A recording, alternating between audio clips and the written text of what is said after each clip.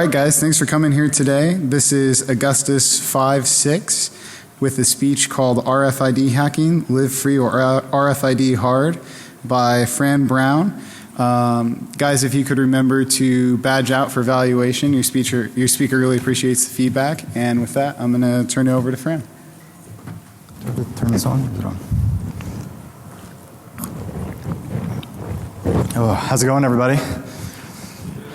Good stuff. Welcome to RFID Hacking. My name's Fran Brown. I'm a managing partner at Bishop Fox.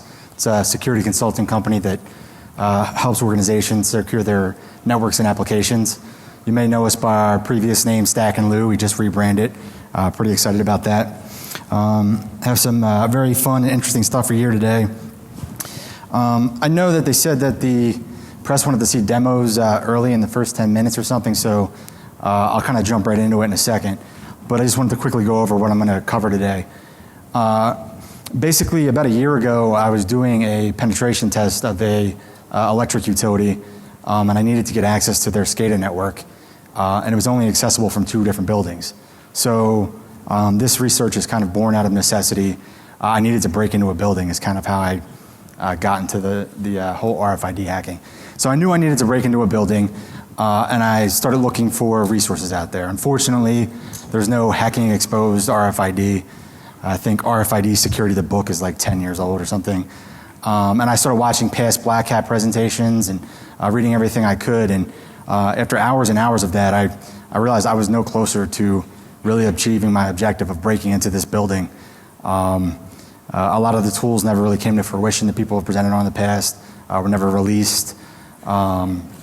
A lot of the talks are more theoretical, and I need to break into a building. What are the tools that are available to me? What are the techniques I need to learn so that I could steal badge information and break into this building? And that's kind of what this talk is focused around. It's more a practical guide to RFID penetration testing, as well as I want to finish up strongly with some defenses. Most of the talks that I've seen kind of gloss over the defenses. It's kind of like tough luck. So I will make sure to cover defenses so you know what you could do about some of these issues. With that, I'll go through the primary existing RFID hacking tools that are out there that I think should be part of your toolkit and what you can use them for. I'm also going to go into how you go about stealing badges, replaying them, cloning them, then attacking the badge readers directly, bypassing the card. And then we'll get into our custom solution, which I'm about to pull up now, and then the defenses. So,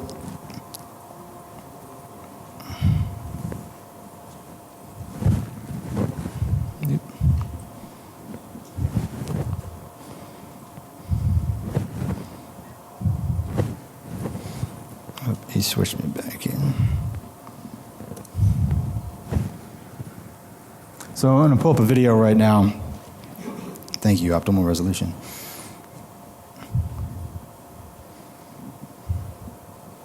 And what we're going to see here is, I'm going to quickly go through, I think that an RFID penetration test can be broken down into 3 simple steps, 3 basic steps. Step 1, we're going to try to steal someone's badge information off them without getting caught, without them suspecting. Whether it's at the local Starbucks or at the smoke area near a building we want to break into, we want to steal their badge information that's on their person. 2, we want to make a copy of their badge, an identical card, so that we can then 3, walk into the front door of the building and break into whatever building that we are trying to get access to. And with that, out of those 3 steps, there were plenty of tools available for all of them, but I noticed that the tool that was really lacking, the area that was really lacking the most was that first step. That first step of stealing the badge information without the other person knowing. And I watched years of presentations and formulated my theory of what I like to call the ass grabbing technique of RFID hacking, where you see these presentations, and I'll show that in a little bit, where the people have their Proxmark antenna and they're walking around grabbing people's asses and saying, look how easy it is to steal people's badge information. Now, I didn't want to get caught in the job that I was doing, so I didn't want to risk walking around, or trying to get a sexual harassment lawsuit brought against me just to try to get a badge. So this is the focus of our research and The circuit boards that we just gave out are going to show that. So first I'm going to quickly illustrate what I mean by the limitation on distance for this first step.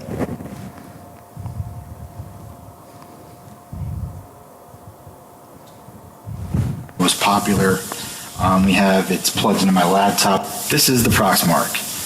This is a RFID hacking tool you can buy, by far the most popular. We have, it's plugged into my laptop here via USB, and then via another cable there's the antenna. And we see that right now we are running the Proxmark, and we have it in listening mode. It's trying to read right now. So as we can see, it still does not see the card even at this range. So I'll keep going down, getting closer to the antenna. Closer still, until there we go. 6339. We had to be within probably about an inch right here before it actually starts picking up the badge information. 6339. So this is about how close you have to get to somebody on their person to be able to effectively use this tool to steal their information, which is a little too close for comfort, if you ask me. So how many people here are familiar with the Proxmark, the tool that's up there? It's pretty much the number one tool that's out there, the one tool you could buy, but it's a perfect illustration of how many people here have done a physical penetration test and targeting RFID? All right, not too many, a handful. And this is kind of one of the major points because it's not easy to do currently with the tools that are out there.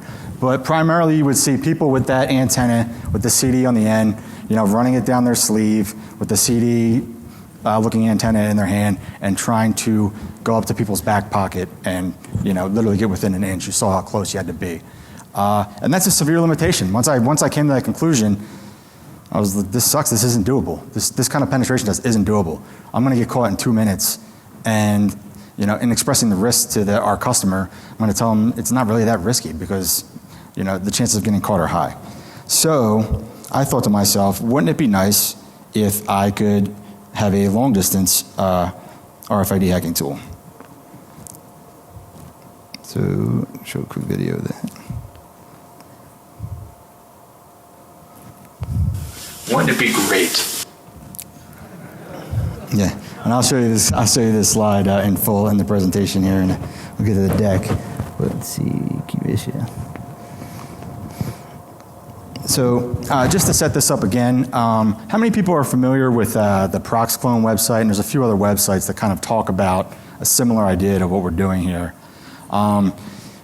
Basically, in doing the RFID research, I noticed that people might put pictures of some custom solution that they did and be like, look what I did. This is awesome, and it could do this, and then not release any code or schematics or anything that could be useful to you in any way whatsoever to actually do it yourself unless you have an electrical engineering degree. So leaving you to do what I had to do here and come up with my own solution. One thing I want to note about this as we get into it is that with those PCBs that I gave out, and later today on the website, I'll be releasing the Arduino code, the fritzing diagrams, the exported extended Gerber. So you can you could send the files into someone that prints circuit boards for like $30 and have these printed out and be up and running with this kind of tool on your own with very, not super easy, but a lot easier than it's been in the past.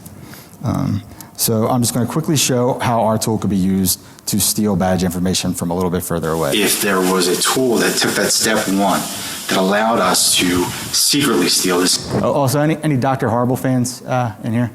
Couple knows it? Yeah. Information without having to go up and grab somebody's butt. So,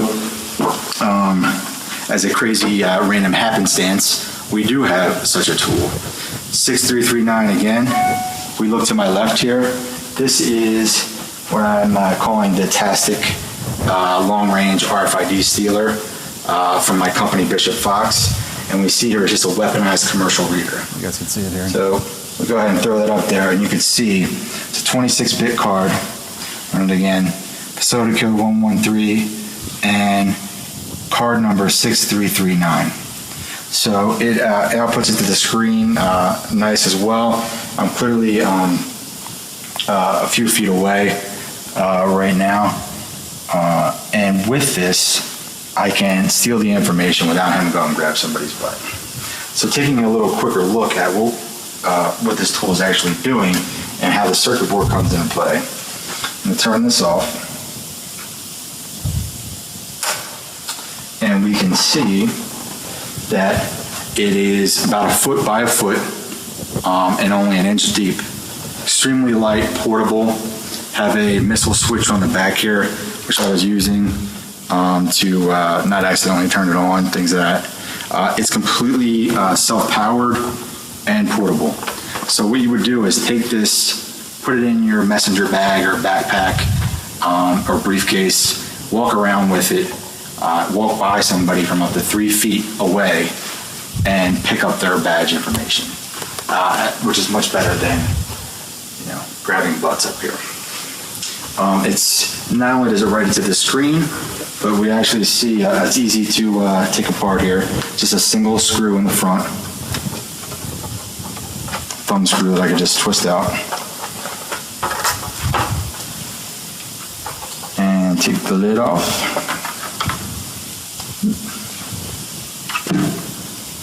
And what we have here is, this is a long distance commercial badge reader, the kind that you would find in parking lots, so that you don't have to get out of your car. You can just roll it on your window and reach your arm out of the car window and hold your badge out and get it picked up. So it's meant to be picked up from several feet away. All of this was in here to begin with. All I did was add the LCD screen, the batteries to self-power it, and you will recognize this circuit board here, which you have without all of the things already installed. But it has all the logic, the code behind it will be on our website for you to download as well. And this is just an Arduino controller that you can buy online on Amazon, Radio Shack, as well as just some resistors and a few things there you can pick up anywhere. We'll have detailed instructions on the website on how to recreate this, which is our main goal here. And finally, we have a micro SD card, which not only was it writing it, but it was actually writing it to the SD card in cards.txt, a text file.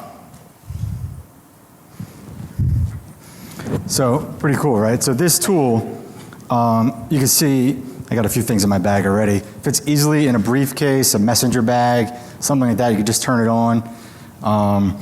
It beeps when you first turn it on, so do it in the parking lot or something, but after that, it's completely silent.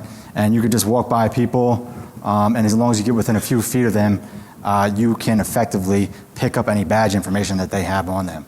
I like to have the shoulder strap if you're not sure where they have the card on them, if it's in a pocket, you can kind of like walk by them and take it off as you're doing it and get the full body range from all pockets. And in doing this, it's a pretty simple solution in weaponizing an actual badge reader. It solves that problem of that first of 3 steps, stealing the information to begin with. We've been extremely successful in using this ever since on pen test since I first made it. I've been able to train some of our staff in 10 minutes. Here's the on button. It's on the back. put it in there, and open the text file. So it's all about making this. People out there have their own custom solutions. My goal here was to make this easy and repeatable so that security professionals in large organizations who don't know a thing about radio frequency or have electrical engineering degrees, but they do have to perform penetration tests and they want to illustrate the risks of some of these technologies to their management, to make it so that they don't have to spend a year studying this stuff to do it and get up and running quickly. The last video I have here is step 2. So now that we have this solution, let me save the battery actually. Yeah. So now that we have step 1, stealing the badge information, it writes to the screen, also puts it on this SD card. The second step is cloning the badge.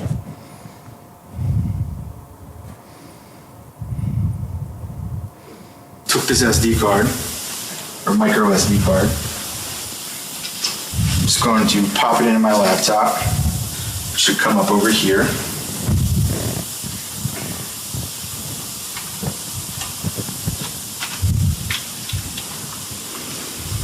So we should see the SD card came up that I pulled from our long-range RFID stealer. Check that out, and we see that there's a single file, cards.txt, just a simple text file. I click on that, and we see here, we scanned it a few times. It's a 26-bit card. Here is the hexadecimal notation for that badge information. We actually decode it for you. It's facility code 113 and badge number 6339, as we saw printed on the card. And we actually have the binary as well. So now we've successfully completed step one. We've taken this silently stealing badge information and made it a realistic possibility where we can, from 3 feet away, casually walk by you and steal the information. Now that we have that, we can use tools like the Proxmark to quickly create a cloned fake version of your badge so that we can go use it. And that is extremely easy. It's a single command. We already have the Proxmark set up here. So what we're going to do is I'm going to go ahead and copy the hexadecimal version of this badge, 6339. Click copy. And we're going to come back to our Proxmark here. Now the Proxmark is in read mode right now, so by hitting this button I'll stop that. So now we have the badge information from our tool, just this hexadecimal value. And what we're going to do is take this programmable T557 card, which is a programmable card that doesn't read like anything right now. I have the handwriting of a 3-year-old. And we can turn this, this is just a sticky note. It's clearly not the 6339 badge. Let's put a post-it on there. It's programmable. So I just lay that on top of the antenna here. And if we look right here, all I'm going to do is type in LF for low frequency, HID, because it's a HID card, clone, space, and then I'm just going to paste in that value we took from our cards.txt file. And click enter. And we see cloning tagged with that value that we stole, done. So right now, this card is functionally an exact duplicate of the card that we stole, 6339. So let's test it out. So we have our original again, badge number 6339. We have the original card, 6339. And it's a Prox card too. Go over here, 6339 still. Now we take our clone card, this card, which is clearly not that same card, just has my sticky note on it that we just programmed. And we come up to it, badge 6339, facility code 113, 26-bit card. So now we've successfully stolen and now made a fake copy of this person's badge. And that's as easy as it is. I mean, at this point, the real limiting factor that had stopped most people from doing RFID penetration tests in the past was that first step.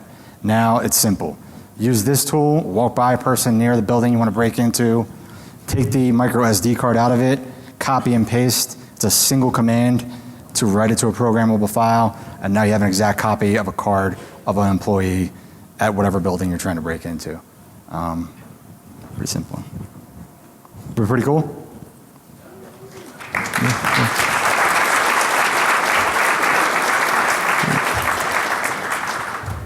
Thank you, thank you. Has anyone here built their own kind of solution like this on their own? No? Okay, good. And use the card then. So with that, I'll get into the actual presentation. So we saw the basic gist at this point, what 2 tools we would need to be able to pull this off and do a successful pen test. So in breaking it down, I don't want to do too much background information, just what you need to know. We're talking about low frequency here. Most badge readers for physical security are still low frequency. I saw the article, I got slashed at it, and people were putting links to high frequency, long range antennas, and we're focusing on just the low frequency stuff when it comes to this. And why are we doing that? People say, I've seen BlackHat talks in 2007, 2006 about things like this. What's new? There's a few things that are new, but one thing that isn't new is that we saw before, we knew that if you're using low frequency RFID badge systems, that you're insecure. But it's very much like web application security 10 years ago. You could talk to managers and people who make decisions about purchasing, about SQL injection till you're blue in the face, and no serious budget or effort would be put into fixing things like that until penetration testers came out and could actually illustrate what could really happen. And that's how you start to begin change. But since we haven't had these tools to make this easy, in fact, it's most of in the Proxmart, if any of you guys are familiar with the Proxmart, it seems like some have, the tools are, that's the nicest packaged one that you can get, and it's still a nightmare to get set up and running, and it crashes all the time, and there's 80 different trees of the code behind it, everyone just committing. So it's kind of, it's not something that you can easily get into historically. I'm trying to change that now. And with that, we've seen this person has to be kicking themselves now at Hit Global for this blog post that they just recently posted, but basically saying that even to this day, in 2013, that almost 80% of physical security systems are still this old, insecure technology that we could easily fool, and that they fully recognize that there's no security around this whatsoever. And it's and they go on, that's the actual blog post, to list some of the reasons. Some of them it's ignorance on the part of the people who are making decisions. If you think about it, these are IT systems that aren't going through the traditional IT structure. They're being purchase decisions made by physical security guys, guys who are ex-cops, things like that, not from a hacker background typically. So this kind of being outside of that has affected the way that the purchasing goes. And for the most part, the RFID badge systems in buildings now are products that people bought in the early 90s. They have about a 20-year life cycle. So HID fully recognizes that these things aren't secure. And they said, yeah, I know, we sold it to you 20 years ago. You're more than welcome to upgrade to some of our more secure solutions. But the main motivation behind this talk and these tools was that, and releasing them to try to make it easier for security professionals, is that, and just looking at the timeline, and Chris Pageant's talk in 2007 said, if you're using this, it's for your doors, you're insecure. It was out there, everybody knew about it, and to this day, 80% of people in 2013 are still using it. So we've made absolutely no progress whatsoever in doing anything about it. And my theory is because the tools have been lacking to pull off successful penetration tests and really convey these risks to the people who make the decisions to upgrade them. So in getting into it, this is based from a white paper on how a HID card is read. And looking at the basic setup, it's simplistic, but it also gives us an idea of what our attack points are as well. So in this demonstration, in the main focus, we were attacking the card. That was our starting point. We're going after an employee in Starbucks, and we're trying to copy their card. So the card basically, when it gets near a reader, it just starts singing out anywhere between 26 and 37 ones and zeros. That's it. And the reader, which it looks just like one of these, it does no logic whatsoever. It just, one, powers the card that gets close enough to it, and then it listens for those 26 to 37 ones and zeros and passes it along to the controller in this Wiegand protocol. And technically, all I'm doing with this Arduino is tapping into that output as if I was a controller. So instead of running the signal with the badge number out the back of it and into a building to a controller, I'm just piping it right to the Arduino, acting like a controller myself. And it's how we're getting that badge information. And then lastly, you have the controller is making all the access decisions, and then you have a PC that some physical security guard sits at, where you issue new badges, you monitor the cameras and things like that. So in looking at this, this is how it works at a high level, and it also gives us a high level picture of, if we're going to do a penetration test, these are the 4 things we'd want to target. First, we want to go after the cards. That's going to be the easiest. If all of a sudden everybody in a target company starts wearing RFID blocking wallets and things like that, and they step up protecting the card, then we'll be forced to move on down the line and attack the readers and attack the controllers directly, which is pretty cool as well. This is just illustrating, there's a lot of products that HID has. They make the bulk of these, they pretty much have a monopoly on badge systems. And they do make more secure products as well. And they're still just basically trying to get this information across that identifies you as a user. And in looking at this, in doing the research when I was doing this pen test, the simplest questions that I would have, it took me forever. It was the 125th Google hit to find the answer. Or I'd find it in a product manual or, in some random spot. One of them was, what's written on the badge? What's written on the outside of these badges? And it's not always the same. And if I took a picture of somebody's badge, right, on Google Images or something, is that enough information for me to make a fake version of their card, just based visually on what's on there? And I finally found this in a you'll notice most of them have like one number and then another longer number on the back. You guys probably can't see it, but you can see it up there. And one of them is your card ID number, which is only part of the information that's being broadcast. And then the other is just a sales order number. It has nothing to do with you as a user whatsoever. So if you want to buy more cards, when you call up a sales guy, you read that number off to him so he can print you more. It has nothing to do with authentication or getting into the door or anything like that. It took me forever to find that. So what this is again, 26 to 37 ones and zeros get sung out by these cards. And the way that's interpreted is what they call a format, which is your card ID number, which is printed on there, and a facility code and sometimes a site code. And the answer to that question, could you buy visually, if it's a simple 26-bit card, you could take that badge number and then just try all 100 or 255 facility codes, and you could theoretically brute force a badge just by seeing someone's picture and physically seeing it on the card. Now this was one of the most confusing things when I first started getting into this, was what information is on the badge. You'll see standard 26-bit, standard 26-bit, corporate 35-bit. You'll hear about 44-bit cards. When you're doing everything in the Proxmark, which is the main tool, it's 10 hexadecimal, which is only 40 bits. And it's all the same cards, and it got a little confusing there, at least for me. Is anybody else confused by what's on the card? Yeah? You guys all got it? You guys are sharp. All right. So the quick break, and I actually found the breakdown in a product manual for the reader. But the way it is when you put a card up to a reader, it sings out 26 to 37 ones and zeros. That's what it does. It's always 44 bits on the card itself. It's only singing out part of it. Always 44 bits. And the first hexadecimal is always 0, so it usually gets dropped, which is why you have only 10 hexadecimals for 40 bits, because they're just dropping the leading 0. And this is where I found it. I actually scanned it in from a product manual. You can see there, this is a standard 26-bit card. The right half is the 26-bit standard. That's the whole 44 bits on the card.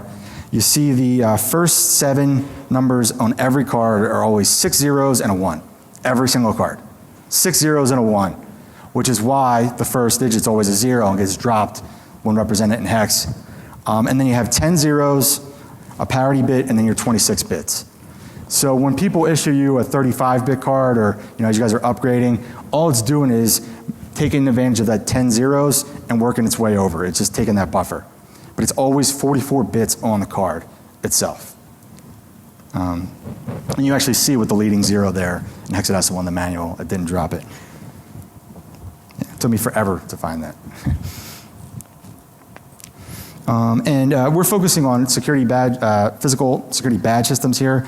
But as you can imagine, these type of attacks and tools and techniques are only going to get more interesting as we're starting to see credit cards with RFID finally starting to take place in the United States. I know they had it in Europe for a while. Anyone here a Disney fan? Yeah? Disney World, Disneyland?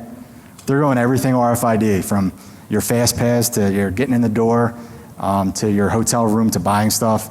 at the My Magic Plus. So that'll be interesting research. In your passports, in animals, in hospitals. If I look tired in those videos, it's because I was. I have a newborn baby, my first at home. It's interesting to tell mom that I need to go dress up like Dr. Horrible and shoot a video about RFID hacking. But in doing that, there was tons of RFID all over that the nurses were using to keep tabs on the baby and logging into systems. So it's only going to keep showing up more and more. It's really starting to take off now. So into the nitty-gritty. This is your approach. This is the methodology I described. 3 simple steps. Steal the information off somebody who won't buy them. Take the information and create a fake version. And then enter the building. And you don't want to be in the building any longer than you have to be. So plant a backdoor device like a phone plug. And I'll get in a little bit more on that in a second. But and then you can go home and maintain internal access, from the comfort of your own home. It's pretty simple, but it's the effective methodology. And this is what you saw in the video. These are from slides, from YouTube videos, from various presentations I've seen from the past 6 years, and they all consistently say, look how easy it is to steal people's badge information, and they always have pictures like this, which are not intended to be funny, I don't think, but I found them funny. As you can see, Jonathan West, who's the creator of the Proxmark, is he in here? Is Jonathan in here? Much props to you, but I mean, and looking at that picture, if he was doing that to you and walking around your corporate campus, grabbing people's asses, how long before you would notice and call the security guards on them? We even see, and essentially you see these people with these wires coming down their sleeve, an antenna about the size of a CD, typically, and they're walking up trying to get within a centimeter or two of people's badges. That's where we were. So this is the couple tools you'll want to have in your arsenal. So the Proxmark is probably the best one that you could buy out there. And even with this limitation of distance, it's a really cool tool. You saw that we used it to make the actual fake version of the badge.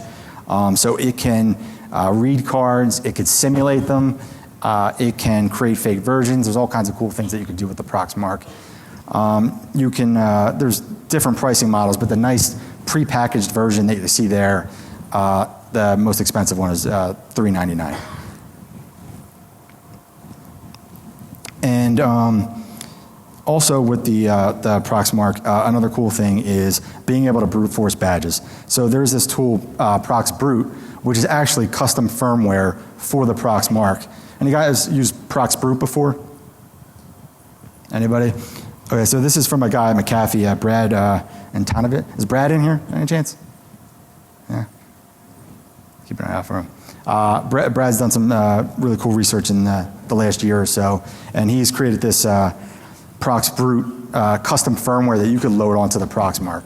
So what this is you notice the badge numbers, besides the facility code and things like that. Say you went to Starbucks and you picked up the badge of a normal employee, and it got you in the front door. But you also wanted to try to badge in and get access to a data center or some other more restricted area. What you could do is you already have most of the badge structure numbers that you need, and you only need to increment numbers one at a time in a certain spot. So maybe I just got a secretary's badge to get in the front door, but then I can brute force the next card number, the next card number, the next one, until I get a card number that will let me in the data center or some other secure area. So it's a pretty cool and useful tool as well. Another reason to get yourself a Proxmark so that you could load that on there. Any questions so far? Yeah? All right. How long does it take to get to the brute force? The question is, how long does it take to do the brute forcing? With that particular tool, that's actually doing it not over the wire, it's doing it over actually broadcasting. That takes a long time. But fortunately, there's usually not that many badges, and I think it's 1 second per card.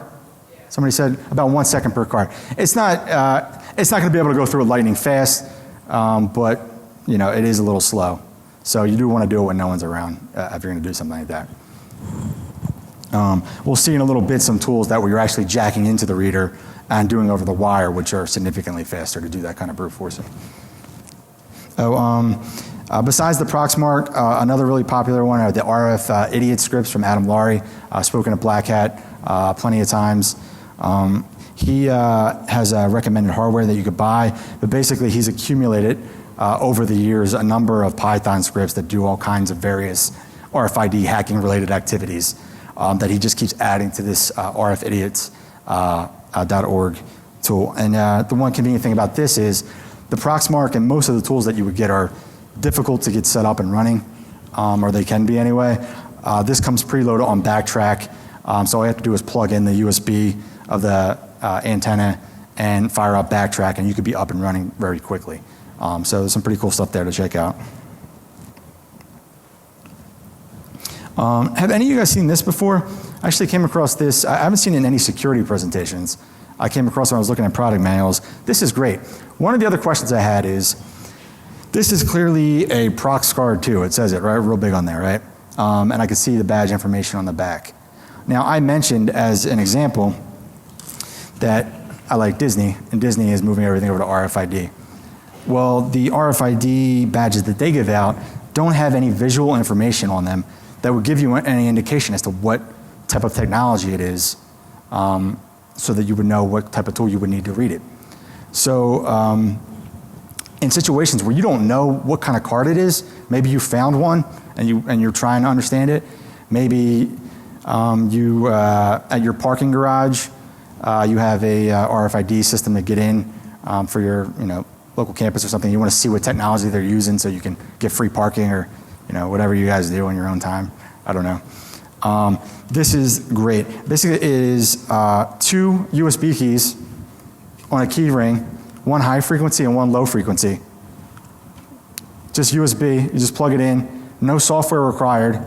You just open up Notepad and hit scroll lock, and it starts running, as you can see up there. And it'll identify not only what the actual card information is, but it'll tell you exactly what type of technology it's using, which can be extremely important in getting moving fast with these things.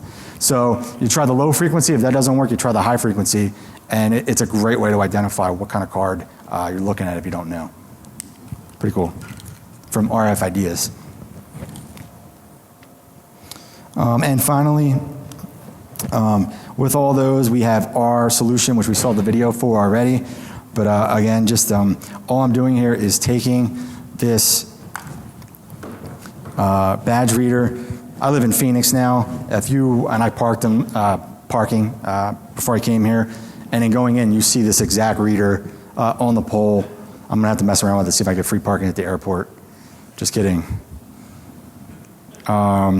But this literal exact reader, and it's so you don't have to get out of your car, and so you could just put your arm out the window, and from a couple feet away, badge into a system, and that's what we're looking at here. And again, all I'm doing is tapping into the same output that you would run to the controller when it's telling a badge number that it saw, and I'm just recording it. Extremely easy, extremely effective solution for doing this type of thing. And I write everything new. The code I'll be releasing, it's not on the website now, it will be by the end of the day. Not that you need it anyway, but I put in decoding 26-bit badges, 33-bit, 34-bit, 35-bit, into what they are. Technically, all you need is that hexadecimal version to make a clone copy, but just for making it nice. And that's all in the text file. Missile switch on the back, just because it's cool and practical. Only 1 foot by 1 foot and 1 inch deep. Fits in most things you would want. Now, again, the thing that I gave out to you guys today, and that I'll be making available for the people who weren't fortunate enough to get up to the front of the room quick enough, is I designed this solution in fritzing. How many people here are familiar with fritzing? Yeah. It's just it's a free, nice product for designing these kind of custom solutions. It's what you see on the right there. And in this, it has I designed it in that, and you can export it to a file that you could send away to a company that prints circuit boards and they will send you that circuit board there. For this many that I got, if you get them in bulk, it's like $2 a card. If you get just one, it's about $30. And you can send it to anybody to print it out. So you can now take this, take your one that I gave you, or go online and download this, then go and buy an Arduino from Radio Shack or Amazon. I'm going to release a parts list. The micro SD card writers from SparkFun. You can order all these things and have them in a day. They're relatively cheap. All of the pieces are cheap. I will note that I bought this reader on eBay. So I went on eBay and bought this long distance reader. That's the most expensive part. This is the best one that they have. So I think on eBay it's about like $470, which isn't that, I mean, it's not that bad considering. You can take this, the great thing about this PCB is it's tapping in this Wiegand protocol. You could take this and put it in any reader. So you can get the model one lower than that for maybe $100, and maybe it'll only get a foot instead of up to 3 feet. And you could just plug it in just the same and it'll work just fine. But all the rest of the parts are cheap. And the simple structure is it's basically 2 inputs and 2 outputs. It's taking in the batteries and the output from the actual reader and outputting it to the screen and to the SD card. Is what it boils down to. Any questions about this so far? Can you pass the code onto the control unit so you can passively? Yeah, so I'm going to get into this tool is, I'm going to get into attacking readers in a minute, but it can have some other, I'll get into that when we get into readers here in a second. Again, this is just this Wiegand protocol. Basically, the card sings out 26 to 37 ones and zeros. The reader outputs data 1 and data 0. If it was a 0, it sends a pulse on 0. If it was a 1, it sends it on that. It's just a simple output that we're tapping into. In doing these badge systems, there are 2 main brands of this low-frequency proximity card technology. There's the normal, technically HID bought the other company, so they're technically all HID. But you have HID procs and Indala procs are the 2 kinds you normally see. And this is the HID procs long-distance reader.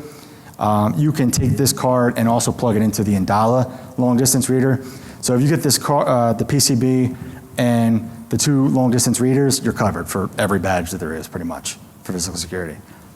If you put this in your bag and go by the local Starbucks of the building you want to break into, and you notice that you're not picking up any badges, it's probably Indala instead of HID. So just go back home and grab the other one and sub them out.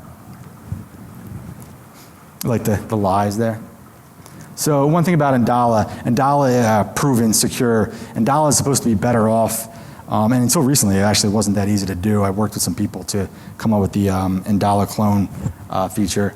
But basically, Indala was a competitor company of HID. They also make this technology.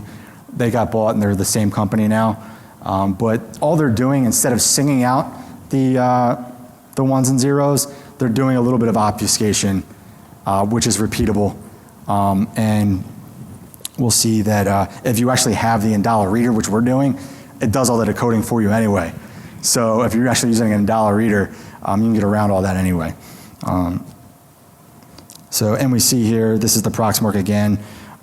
When I was doing this pen test, it was an Indala system, and I went on the Proxmark, and there was a HID clone, but there was no Indala clone. So I stole the badge information, and then I couldn't do anything with it. I was like, it's not doing me any good. I can't break into the building still.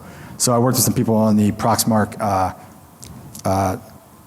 bulletin board, and they put out this Indala clone. So now you can take the information, and just like we saw in the video, write it and create a fake version. That's a fake version of an Indala card. So some people tell you, we have Indala, and that's more secure. Most people who've bought Indala are under the impression that it is more secure, and it is not. It's just as easy to break now.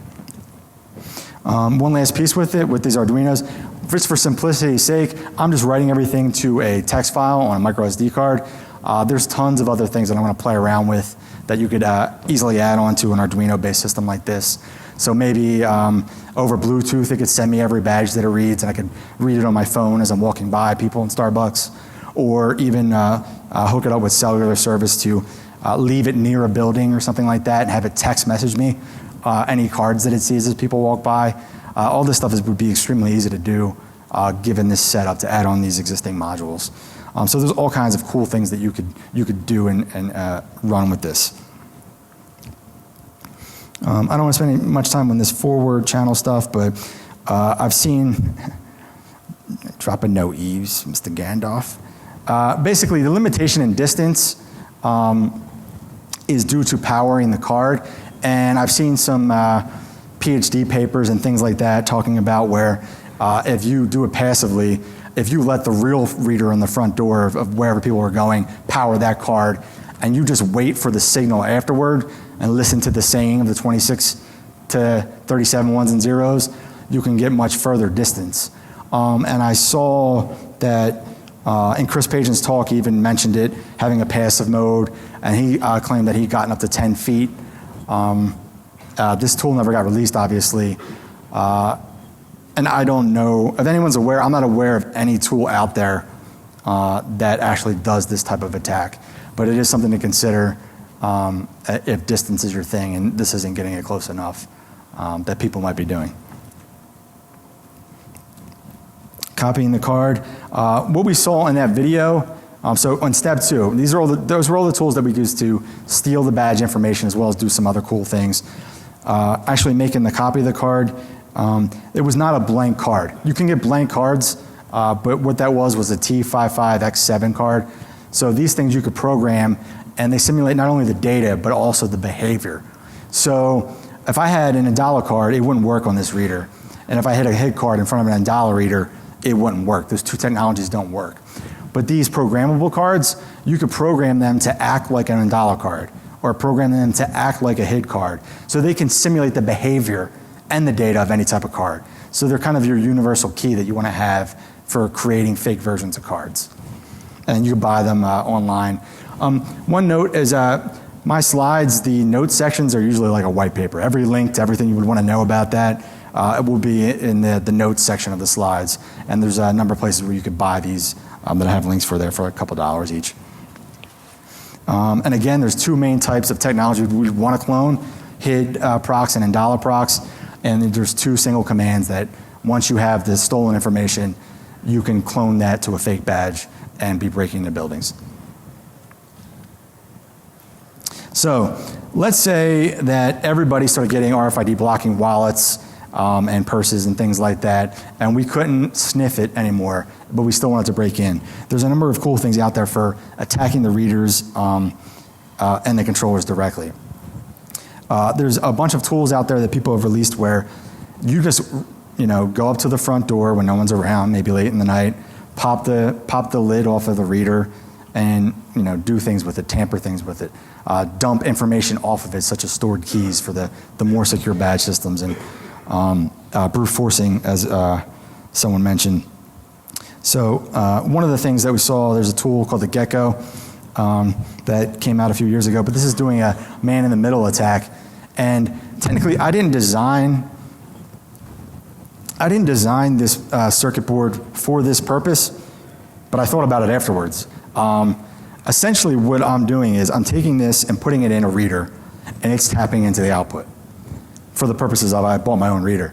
You could just as easily take this and with a couple modifications, go to the front door of the building you want to break into, maybe at 4 in the morning, pop the lid off, and insert this into the reader and have it sit there all day. As people badge into the front door, it's tapping in and just recording all of the badges that are coming through, maybe using the cell phone service, text messaging you badge stuff so you don't have to keep going back and checking it.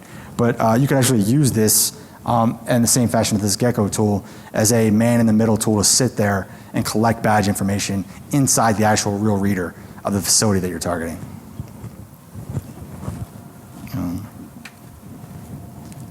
Also, besides doing things like that, there's a whole presentation on this, so I won't go into it, but that Brad Antonio, which I'd probably just butcher his last name, so I apologize in advance, but Brad from McAfee, the same guy who created that Prox Brute software, the custom firmware that I talked about earlier, he also has a presentation that came out last year, and he has a project with tons of scripts for doing all sorts of interesting things, with Arduinos as well, where you are going up to a reader and attacking it directly.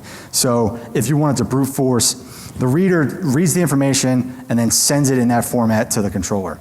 Well, if you plugged in directly, you could just start sending badge numbers yourself directly to the controller to brute force badge numbers a lot faster than if you did it over the air. And he has a number of scripts for doing those exact types of things and attacking readers and controllers directly. And there's all sorts of interesting things you could do with that. And he gets 5 IDs a second instead of 1, as you can see there. So I would recommend checking out those links and seeing his presentation on the attacking the readers. So we covered step 1 and step 2. You stole the information and you created a fake badge, and now you went into a building. Now, besides walking around and acting like you worked there, you probably want to avoid being physically present as much as you can. You want to minimize that amount of time that you're there.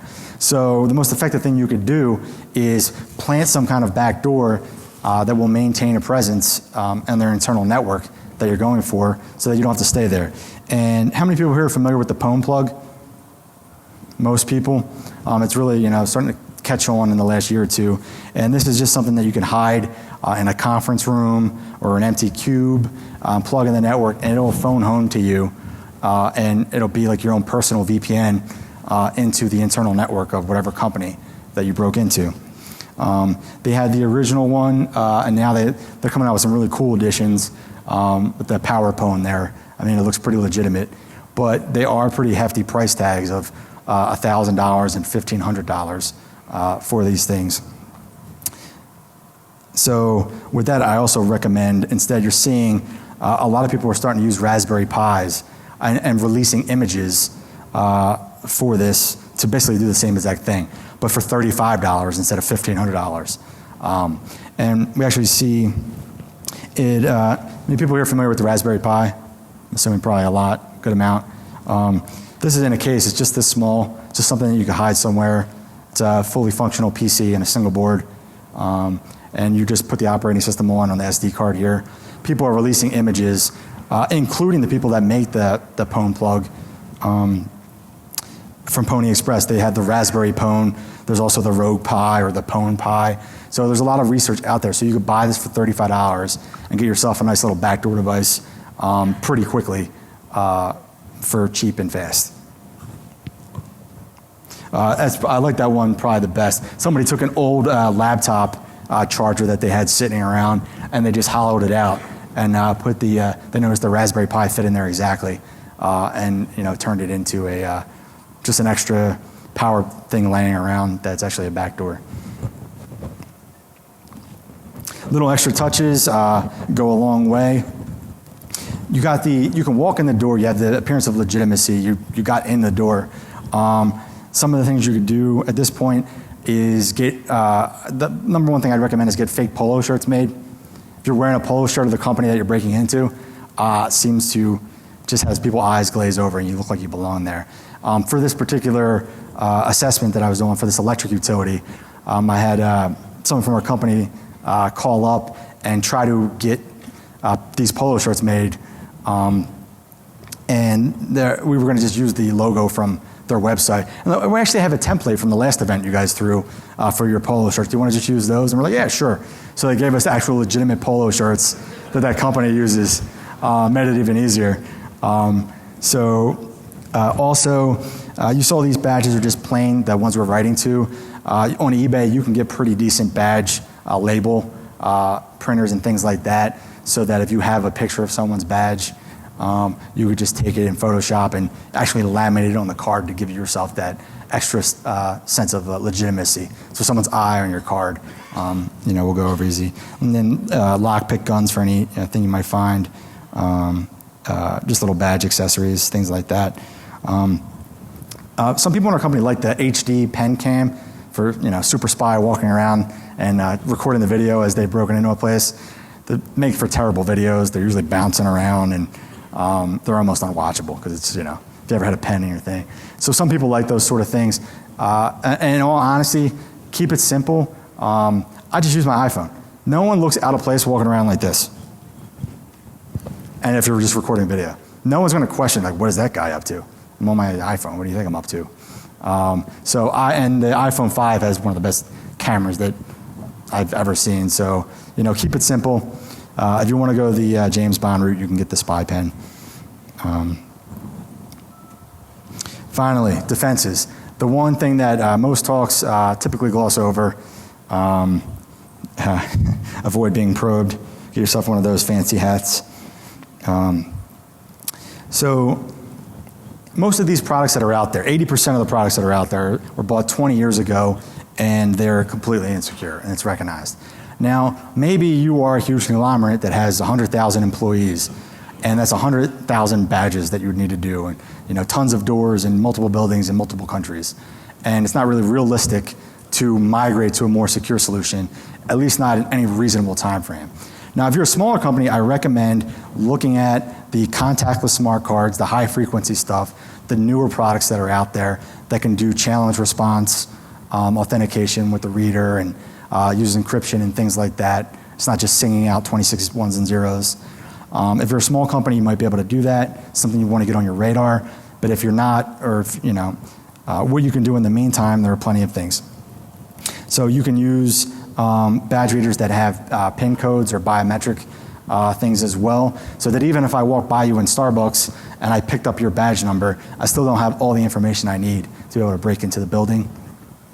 On the software side, you could do anomaly detection. There's plenty of software out there now for those badge systems. So if I show up at 8 in the morning for work every day in building A, and all of a sudden at 4 in the morning I'm badging in at some building I've never been into, or something like that, you could have it set off alarms and notify someone at a security desk to take a look at that.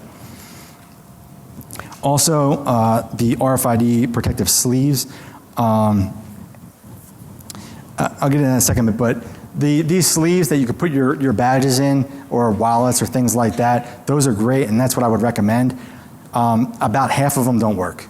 Half of them are just, they're getting over on you. But they just bought old wallets and put a label on it saying RFID blocking and sold them to people. So it's kind of hit and miss. So what I would recommend is, before you buy 100,000 of them for your employees for a large organization, that you get samples and you actually test it out with these tools to make sure that it's not just blowing smoke, that they actually do work. And what else? Also, when you're outside, getting those physical pictures to be able to print on badges. Tell your employees not to be wearing their badges out on them when they're outside of the company facilities in prominent view. Take a picture with your iPhone, and that's how I printed out labels of what the badge looks like. As people secure the cards, protecting the readers themselves, using these security screws that you could buy, things like that, so that I can't just use a normal screwdriver and pop the lid off your reader on the door in a second or two. It may at least make it a little more difficult with by getting security screws and things like that. And also, depending on what readers you have, some of the readers have tamper detect mechanisms in them, so that if somebody's messing around with the wires in there, or trying to plant a man in the middle device in there or something like that, that it will send a tamper detect message to the person, security guard, letting them know that something's going on. And then having everything monitored with security cameras, so that if all of a sudden at 4 in the morning you get an alert saying someone's tampering with the reader, you can quickly pull it up and have forensic evidence and see if somebody was trying to take one of these PCBs I just gave out to you and stuck it in your reader somewhere. One of our guys is from Scotland. Sounds just like Sean Connery, very, very charming guy. And he got his green card, and you could see there that it clearly says, keep your green cards now have, everything's getting RFID. Green cards have RFID in them now, and this U.S. government approved, stamped and sealed approved badge, keep it in this at all times to prevent communication with this badge over RFID, and we tested it and it doesn't work at all. It's literally just a piece of paper. I don't know how much money these guys made selling this to the federal government for every green card. But it doesn't work at all. And it's important that we had a bunch sent to us to test out, and it seemed like 50-50, random. They all look the same for the most part. Some of them, I put it in the badge, hold it in front of my reader, the number comes up. Some of them, it actually blocks it. So before you buy them in bulk, test the product out using tools like this. Don't assume just because we sold them to the federal government. Don't assume that they work. And that is it. Any questions?